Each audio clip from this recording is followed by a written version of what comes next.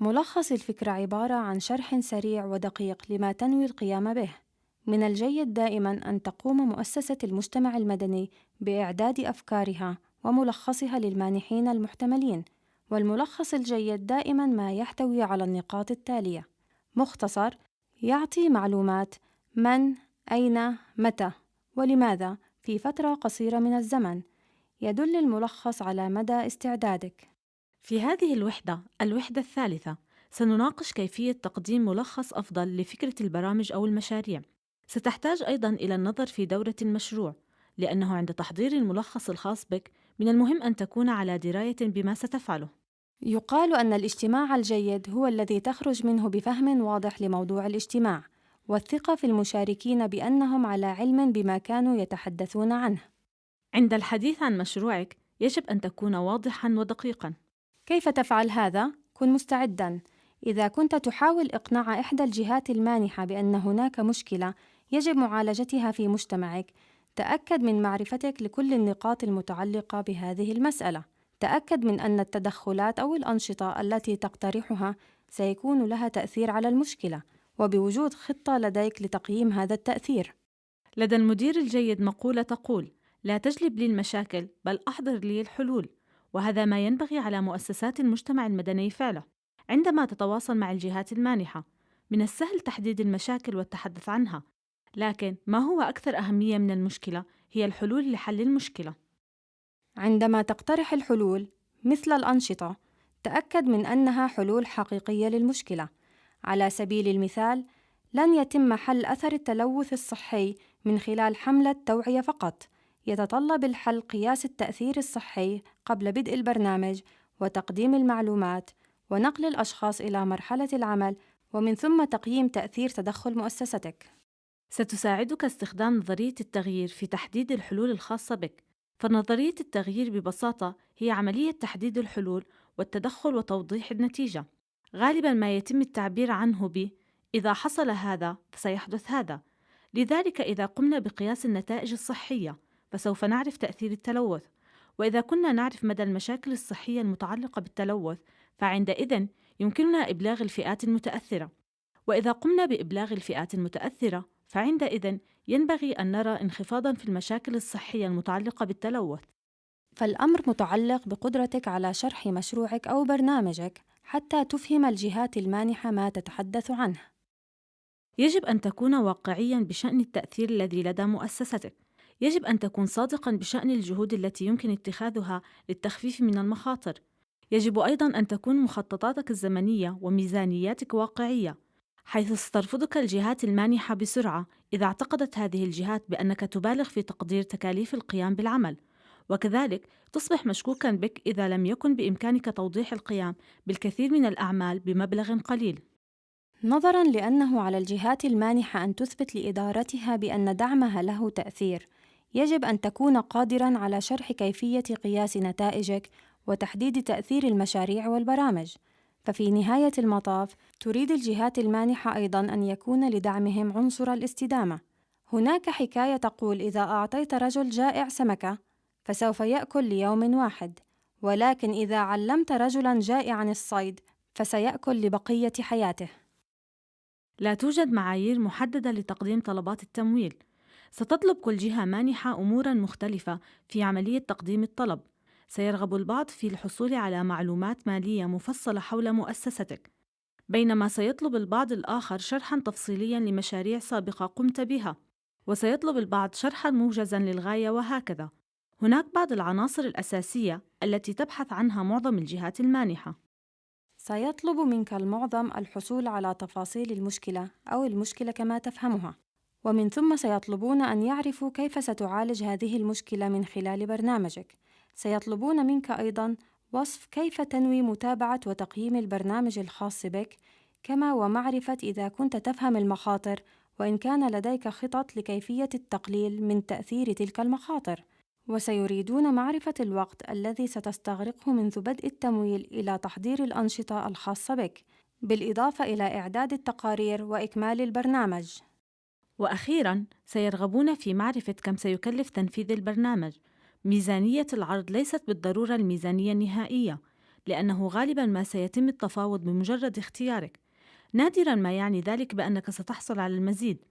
حاول أن تعرف ما هو الحد الأقصى لمبلغ التمويل قبل أن تحسب ميزانيتك.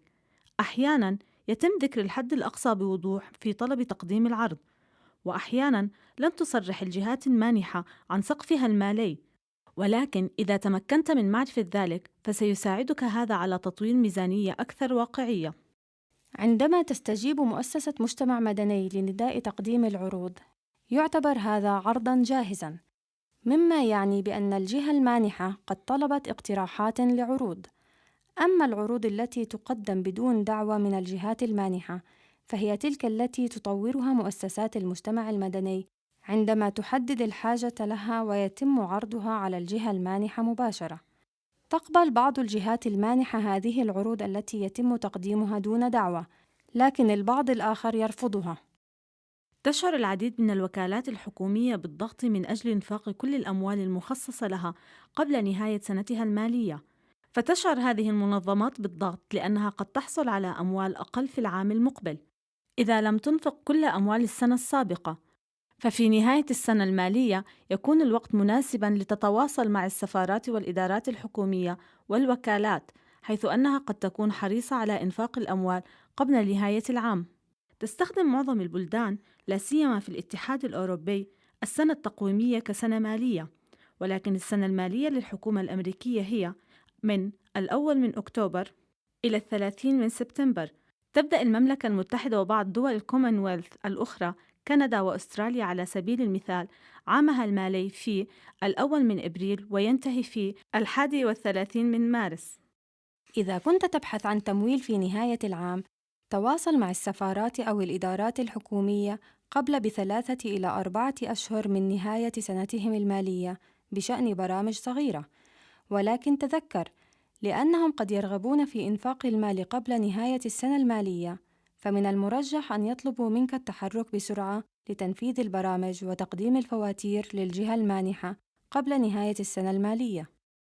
شيء آخر يجب تذكره هو أنه يجب عليك طلب النصيحة حول كيفية تطوير مفاهيم البرنامج ومقترحاته من الأشخاص العاملين في الجهات المانحة التي تتواصل معها. في كثير من الأحيان لن يكونوا قادرين على إعطائك تفاصيل متعلقة بدعوة الطلبات، لأنهم يجب أن يعاملوا جميع المتقدمين الآخرين بعدل، ولكن اسأل عن البرامج الناجحة الأخرى التي يدعمونها. اسأل عن الأسباب التي باعتقادهم أدت إلى نجاح هذه البرامج وما الذي جعل هذه البرامج مميزة. قد يعطيك هذا تلميحات حول ما يجب القيام به. يمكن أن يتسبب هذا النهج في جذب الشخص للاستثمار في عرضك المقدم، وقد يعمل حتى لصالحك. في بعض الأحيان يتعين على الجهات المانحة اتخاذ خيارات صعبة بين عدة عروض جيدة. إذا تم رفض التمويل لمؤسستك، فلا تأخذ الأمر بطريقة شخصية، ولا تفترض أن عرضك لم يكن بعرض جيد. ما يجب عليك فعله هو أن تشكر الجهة المانحة وأن تطلب منها تقديم المزيد من المعلومات حول سبب رفض العرض. اسألها: ماذا كان علينا أن نفعل بشكل أفضل في العرض الذي قدمناه؟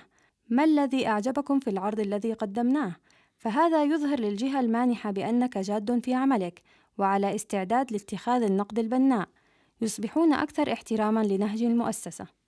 قد تكون طلبات الحصول على منح تنافسية للغاية، وقد تنجح فقط بنسبة 10% من الوقت. تقدم العديد من المؤسسات غير الحكومية الدولية آلاف الطلبات، وتعتبر ناجحة إذا حصلت على 20% فقط، لكن لا تستسلم. أن تكون صادقاً وواضحاً مع الجهات المانحة هو أمر مهم، فلا يعجب الجهات المانحة الأشخاص الذين يتعهدون بأمر ولا يستطيعون تحقيقه. هم أكثر عرضة لدعم أولئك الصادقين حول قدرات المؤسسة وحول ما يمكن للمؤسسة تقديمه أكثر من أولئك الذين نادراً ما يقدموا ما وعدوا به. بالإضافة إلى ذلك، لا تأخذ أبداً أموالاً من جهتين مختلفتين لدفع تكاليف نفس الأنشطة أو البرامج، فهذا عمل غير أخلاقي. إذا كانت أحد الجهات المانحة تدفع مقابل جزء معين، فيجب أن يحصلوا على التقدير. إذا لم تتمكن من تحقيق الهدف، فيجب أن تتحدث مع الجهة المانحة حول الأمر، وتأكد من أنها تشعر بالارتياح تجاه الحل الذي ستقترحه. في بعض الأحيان عندما يتم الإعلان عن تلقي العروض، لن تقوم الجهة المانحة بإعطائك أفضلية في التعامل. نذكر هنا قائمة لعدد من الجهات المانحة، بعضها وكالات تنمية دولية والبعض الآخر مؤسسات دولية غير ربحية. استخدم هذه الأمثلة للبحث على الإنترنت عن أولويات هذه المؤسسات والوكالات والفرص التمويلية لديها. إذا وجدت بعض الأمور المهمة لك وللعمل الذي تقوم به، حاول الاتصال بهم. لا تستسلم إذا لم تتم الإجابة على رسالتك الإلكترونية الأولى. استمر في محاولة التواصل معهم. أخبرهم أنك مهتم بمعرفة المزيد عنهم وأنك ترغب في تقديم نفسك مؤسسة مجتمع مدني. ستساعدك هذه الوحدات الثلاث على فهم كيفية التعامل مع الجهات المانحة وما تحتاجه لتطوير استراتيجيات لجمع التبرعات. ولكن في النهاية عليك وعلى مؤسستك بذل الجهد. نتمنى لك النجاح.